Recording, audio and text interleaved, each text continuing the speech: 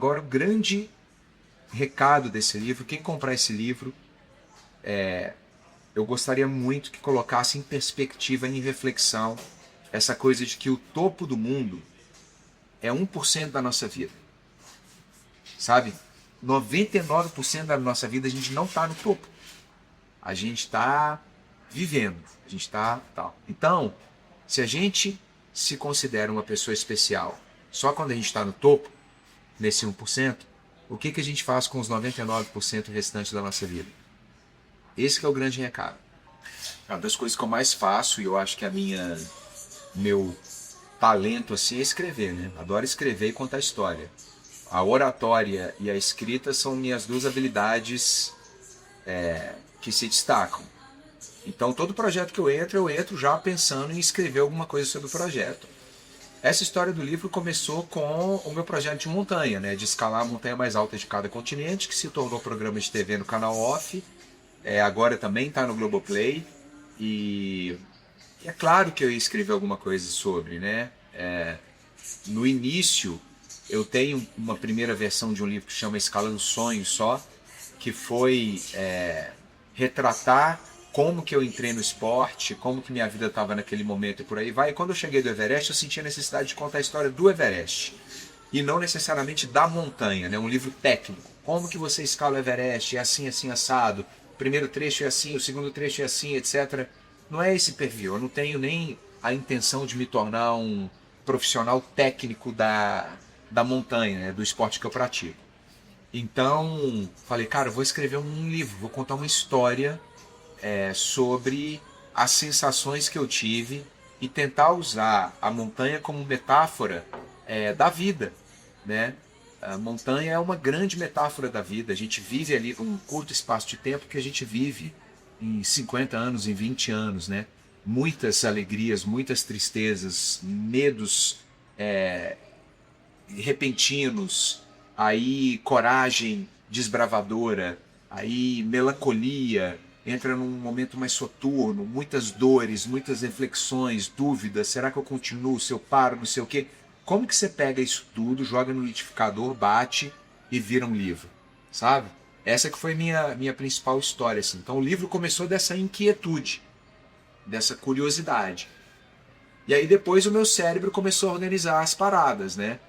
E quem conseguiu organizar os finalmente foi a minha editora, né? Eu consegui um contrato muito lindo com a editora Vestígio, do Grupo Autêntica. A minha chefe lá, eu chamo de chefe, é a Regiane, e a Samira foi minha editora direta. E elas me ajudaram demais a organizar. Falar, cara, você tem as histórias prontas. Eu estava com 2 livros prontos. O Escalando Sonhos e o Que Sentir no Topo do Mundo. Ela falou, cara, vamos juntar, porque esse é um arco de uma história de 10 anos, são 10 anos da sua vida. Não faz sentido nenhum esses livros ficarem isolados. Então a gente juntou, eu reescrevi o Escalando Sonhos e escrevi todo o Que Senti no Topo do Mundo de novo, com o olhar de uma editora que é fundamental quando você quer lançar o livro. Sabe aquela história dos Beatles, que eles entravam no estúdio, ficava o George Martin ali atrás do aquário falando, pô, e se você fizesse isso aqui no baixo? Ô John, essa guitarra podia ser assim. É um cara que está olhando para a tua arte de uma forma mais racional, menos romântica. Então o trabalho das minhas editoras comigo foi fundamental para virar o que virou e eu ficar satisfeito, saca, Diego? Porque sim, no final eu escrevi o livro para eu ficar satisfeito também, né, cara? Um escritor que fala que, escrevi o livro aí, vai aí. Não, não é isso, cara. Você tem que escrever uma história e ficar feliz com a história que você escreveu. Escrevi para eu ter registrado esse espaço de tempo que eu vivi, sabe?